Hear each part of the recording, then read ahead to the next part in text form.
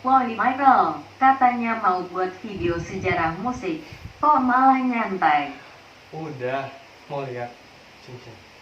Jadi lihat ya, ini kita masuk ke sini, kita masuk ke sini, kita masuk ke sini.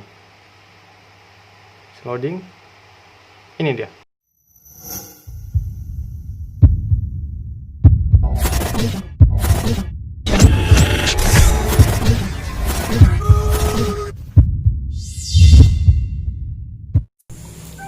Shalom teman-teman, saya Michael Putra Pratama Sitorus. Di sini saya akan menjelaskan sedikit tentang sejarah musik 1.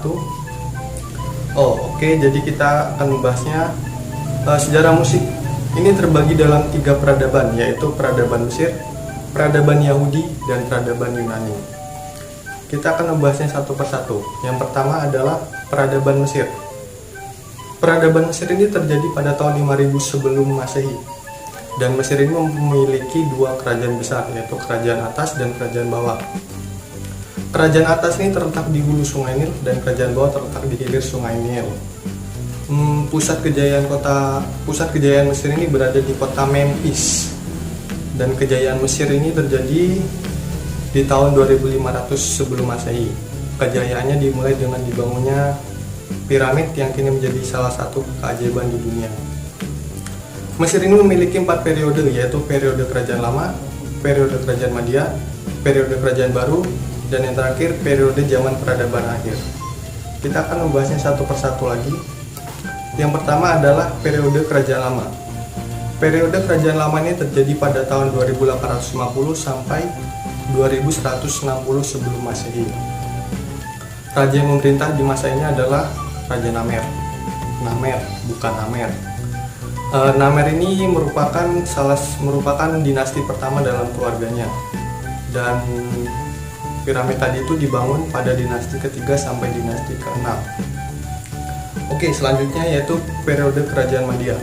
Periode kerajaan Madia ini terjadi sekitar tahun 2040 sampai 1650 sebelum Masehi. Bisa dikatakan pada periode inilah masa keemasan Mesir terjadi. Karena pada masa periode ini raja-raja yang memerintah di kerajaan Mesir itu merupakan raja-raja terkuat pada zamannya. Kita masuk kepada periode kerajaan yang ketiga, yaitu periode kerajaan baru. Periode kerajaan baru ini terjadi sekitar tahun 1550 sampai 1070 sebelum Masehi. Di masa periode ini Firaun mendapatkan kembali 2 kerajaan besarnya, yaitu kerajaan atas dan kerajaan bawah tadi. Kita masuk dalam periode yang terakhir, yaitu periode zaman peradaban akhir. Periode zaman peradaban akhir ini terjadi sekitar tahun 711 sampai 332 sebelum Masehi. Pada periode ini merupakan periode penjajahan bagi bangsa Nubia, Asyur, dan juga Persia. Namanya seni musik, namanya sejarah musik, kita tentu saja harus membahas tentang lagu dan musiknya. Lagu dan alat musiknya. Jadi di Mesir ini ada lagu yang terkenal, lagu-lagu yang populer, yaitu lagu yang berjudul lagu ratapan atau lagu Maneros. Jadi lagu Maneros ini bercerita tentang kesedihan Raja Israel yang anak sulungnya itu meninggal atau mati. Jadi dibuatlah lagu Maneros ini. Jadi lagu Maneros ini merupakan lagu dalam bentuk duka. Nah, kalau alat musik yang terkenal di periode Mesir ini ada harpa dan juga ada lira. Kita akan membahasnya satu persatu lagi. Bisa kita lihat, saya akan tampilkan di layar. Harpa ini memiliki 5 buah dawai, dimainkan dengan cara dipetik, dan harpa ini juga sering disebut sebagai alat musik malaikat. Kita lanjut yang kedua, yaitu lira.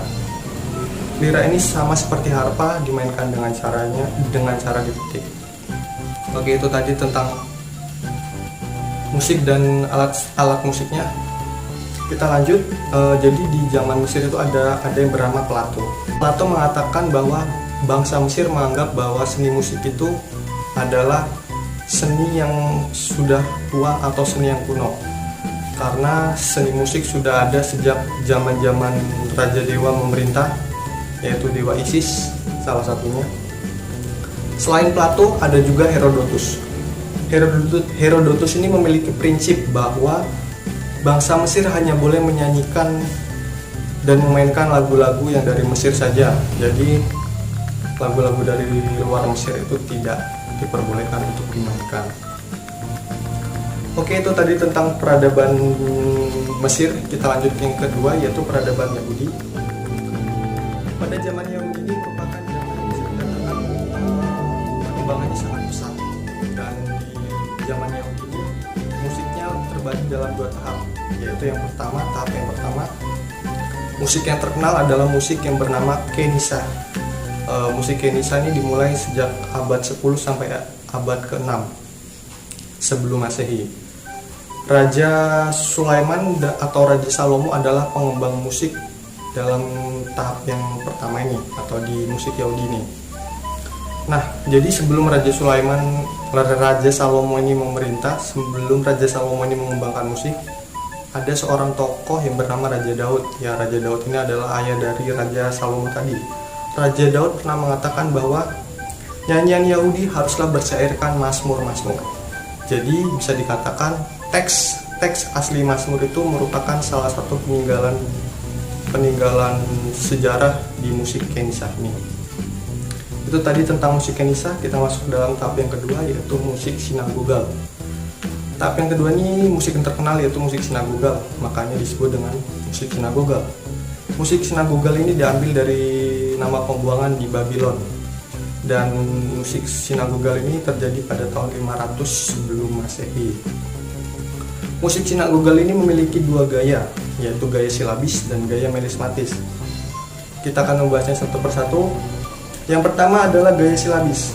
Gaya silabis ini adalah gaya menyanyi yang paling sederhana, terdiri dari 3 macam gaya, yaitu intitium, meditatio, dan finalis. Gaya menyanyi dengan pola silabis ini merupakan gaya menyanyi yang diadopsi atau diambil dari gaya resitatif Gregorian. Tetapi berbeda dengan silabis, gaya silabis ini cenderung lebih fleksibel daripada Gregorian itu sendiri. Yang kedua ada melismatis. Melismatis ini sudah ada sejak dulu dan kata-katanya sudah digunakan sejak dulu, yaitu kata-kata yang sering digunakan adalah kata-kata Alleluia dan kata Amin. Itulah tadi tentang Yahudi, dan sama seperti di Mesir tadi kita membahas tentang alat musiknya. Nah, kalau di Yahudi ini alat musik yang terkenal adalah sangkakala atau shofar, ada kinor dan juga ugap. Kita akan membahasnya satu persatu lagi.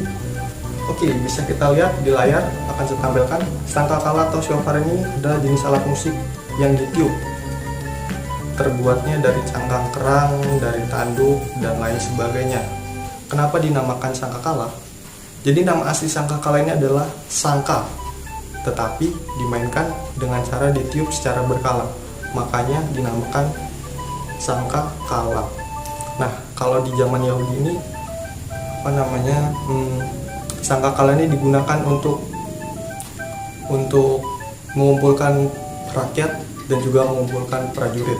Tetapi dalam sejarah bangsa Israel, sangkakala ini digunakan sebagai madah pujian, sebagai alat musik tiup tunggal. Itu tadi. Nah, untuk tentang sangkakala yang kedua ada kinor dan juga ugap. Kinor dan ugap ini diciptakan oleh Jubal, tertulis dalam Kejadian 4 ayat 10 kalau saya tidak salah. Jadi ugap ini berbentuk segitiga yang memiliki dawai. Itu tadi tentang Yahudi. Kita lanjut ke zaman yang terakhir, zaman peradaban yang terakhir, yaitu peradaban Yunani. Jadi pada peradaban Yunani ini terdapat 2 masa, yaitu masa mistis dan juga masa fase kedua. Jadi masa mistis ini terjadi pada tahun 1100 sebelum Masehi, dan fase keduanya terjadi pada tahun 1100 sampai 500 sebelum Masehi. Pada fase yang kedua ini terjadi terangkumnya sistem musik. Oleh karena itu bisa dikatakan pada fase kedua ini merupakan fase yang menggemparkan dunia.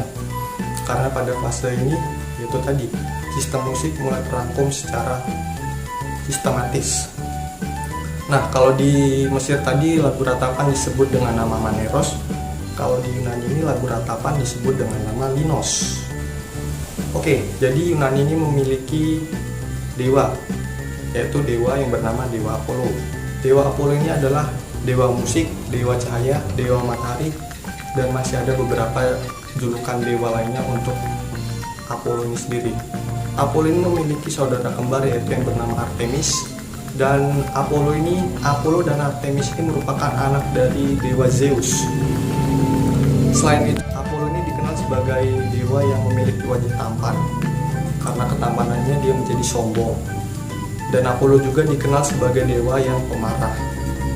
Oke, selain dewa, Yunani juga memiliki 9 dewi musik. Bisa kita lihat di layar karena banyak tidak saya sebutkan satu persatu.